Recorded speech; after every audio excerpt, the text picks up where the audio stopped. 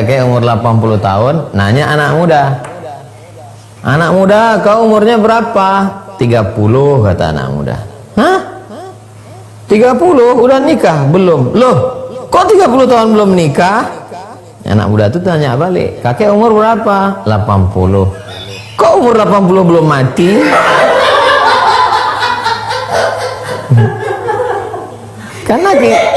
Karena kita tak tahu dia 30 belum nikah itu mungkin sebab ekonomi, mungkin dia jaga emaknya, mungkin dia mikirkan adik-adiknya. Banyak. Jamaah, kita bahas pertanyaan jamaah. Pertama Pak Gibran, Ustadz, sekarang ini marak arisan perlengkapan rumah tangga, ada juga arisan keluarga. Ada Ustadz menyampaikan kalau arisan itu sedang mengajarkan berutang. Mohon penjelasannya Pak Ustadz.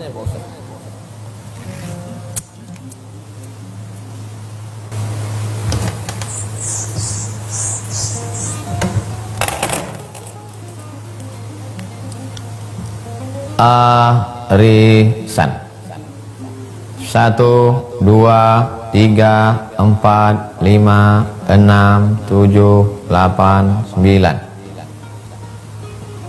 Masing-masing mengumpulkan duit 10. Masing-masing mengumpulkan duit 100.000. 100.000. 100.000. 100.000. 100.000. Kali 10 orang berarti 1 juta.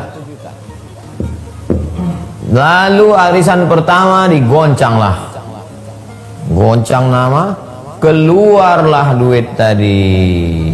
Yang narik nomor 7, maka 7 mendapat 1 juta. Berpindahnya duit si 1, 2, 3, 4, 5 ke nomor 7 itu akadnya apa? Hutang. Semua benda ini ada akadnya. Apakah akadnya gadai? Apakah akadnya pinjam? Apakah akadnya mudharabah bagi hasil? Akadnya hutang.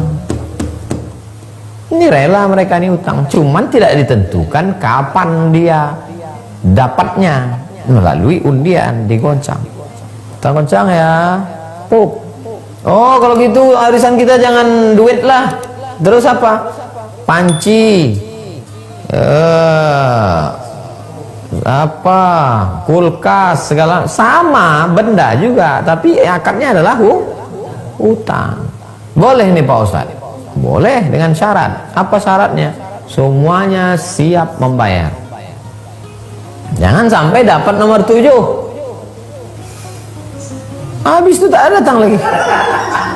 Mana nomor 7? Entah, hilang. Berarti dia hanya ikut sekali. Berarti berapa utang dia? 900.000. 900.000 tak bayar. Apalagi benda-benda diutang tuh rice cooker, sekali tak bayar cabut pindah. Makan haram, makan tempat masak haram. Nauzubillah. Begitu akadnya. Akadnya adalah akad utang. Dari Pak Zatil Husni, Ustadz, jika seseorang janda paruh baya tanpa anak, kemudian sulit menemukan imam baru, lalu dia memutuskan untuk tidak menikah lagi, apakah termasuk putus asa dari rahmat Allah? Masalah memutuskan itu bukan kita, maka dia keliru memutuskan hidup. Ini putus asa ini. Mestinya kalau dia payah tak dapat doanya, ya Allah, kuserahkan apa yang terbaik menurut Engkau. Begitu. Jadi kalau kuputuskan tidak lagi, tiba-tiba nanti habis lockdown nih, habis social distancing nih, datang pangeran menyesal. Kenapa terlalu cepat memutuskan? Jangan pernah putus asa dari harapan. Jangan putus harap. 3, Ibu Eros Maya, Ustadz, bagaimana jika kita memisahkan antara membenci individu? Bagaimana kita memisahkan membenci individu dengan perbuatannya? Kalau perbuatan buruknya sudah selesai, maka kita tetap bisa menjalin hubungan baik, silaturahmi. Sebagaimana Nabi bisa berhubungan baik dengan Abu Sufyan. Abu Sufyan itulah yang membawakan pasukan beribu-ribu dari kota Makkah untuk menyerang Nabi di kota Madinah. 3.000 pasukan. Coba bayangkan 3.000 orang. 3.000 follower dibawanya untuk menyerang Nabi di kota Madinah, perang Uhud tahun ketiga hijrah. Tapi tahun ke-8 waktu Nabi masuk ke kota Makkah, ada Nabi benci kepada Abu Sufyan? Tidak, karena Abu Sufyan sudah hilang dari perbuatan jeleknya. Man dakhala baita Abi Sufyan fahuwa amin. Siapa yang masuk ke rumah Abu Sufyan aman, tak diganggu. Berapa Nabi memberi zakat kepada Abu Sufyan? 100 ekor onta. Zakat apa? Zakat mu'allaf. Kalau 1 ekor onta 50 juta, 100 ekor onta berapa itu? 50 miliar untuk Abu Sufyan. Karena perbuatan jeleknya sudah hilang. Jangan benci pada fisik orangnya, tapi pada perbuatannya. 4. Pak Naim Mulyadi, Ustadz, jika lupa baca doa kunut saat sholat witir, apakah tetap harus sujud sahwi?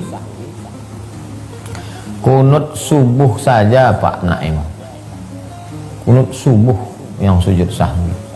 Adapun kunut witir ini tidak sujud sahwi.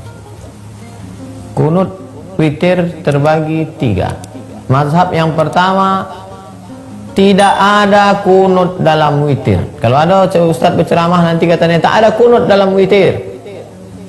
Mazhab yang pertama. Mazhab yang kedua bertolak belakang dengan mazhab yang kedua. Kunut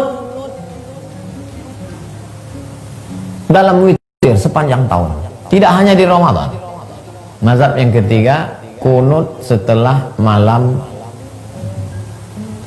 pertengahan Ramadan. Saya ulang sekali lagi, tidak ada kunut sama sekali,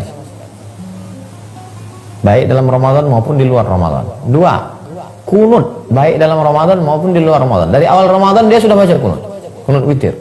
3. Dari pertengahan. Mazhab Syafi'i yang diriwayatkan dari Ubay bin Ka'ab. Ubay bin Ka'ab ketika jadi imam tarawih baca kunutnya setelah malam pertengahan, malam ke-15. 5. Pak Rizki Aulia, apa perbedaan antara adab dengan akhlak?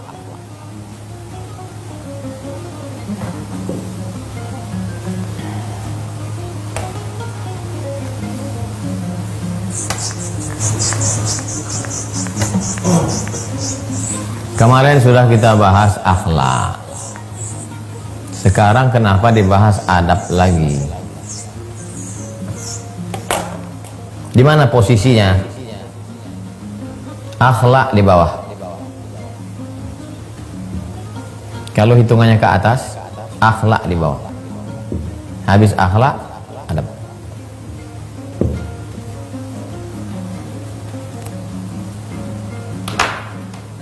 Kita memberi tanpa pikir-pikir panjang lagi. Awal memberi karena disuruh Allah Ta'ala. Wa anfiqu min thayyibati ma kasabtum. Beri. Tasaddaqu. Beri. Saking seringnya memberi, beri. Begitu nampak orang susah, tanpa pikir-pikir, automatically langsung memberi. Itu namanya akhlak. Merubah suatu perbuatan menjadi spontanitas, tanpa pikir, min ghairi fikrin, tak ada pikir, spontanitas. Sedangkan adab lebih halus daripada itu, halus, detail, kecil. Nah, itu tadi yang kita kaji-kaji. Yang perkara-perkara yang remeh-temeh, kecil, sepele, itu ada. Nunjukkan HP baru harga 20 juta pada kawan yang HP-nya diikat pakai karet. Tak ada. Tak ada. Bawa mobil baru yang mewah ke rumah kawan yang masih ngontrak. Nah itu adab terasa tak di sini? Apalagi sampai nulis di depan rumahnya, rumah orang miskin. Ini bukan masalah halal haram. Ini bukan masalah halal haram. Ini cerita bukan masalah halal haram. Kenapa kau tulis? Mana dalilnya haram? Saya mau bantu kok, bukan masalah haram. Ini masalah halus, dia kecil.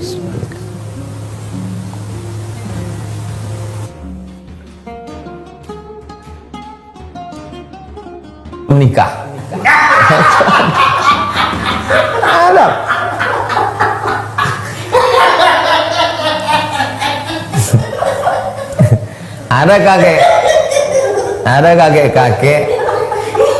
Ada kakek-kakek umur 80 tahun. Ada kakek-kakek umur 80 tahun nanya anak muda. Anak muda, kau umurnya berapa? 30, kata anak muda. Hah? 30 udah nikah? Belum. Loh, kok 30 tahun belum nikah? Anak muda itu tanya balik, kakek umur berapa? 80. Kok umur 80 belum mati?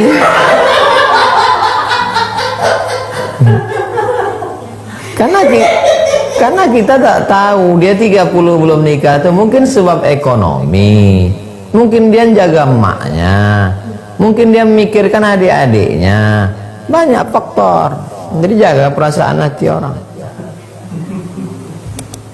Itu bedanya Pak Rizky Aulian.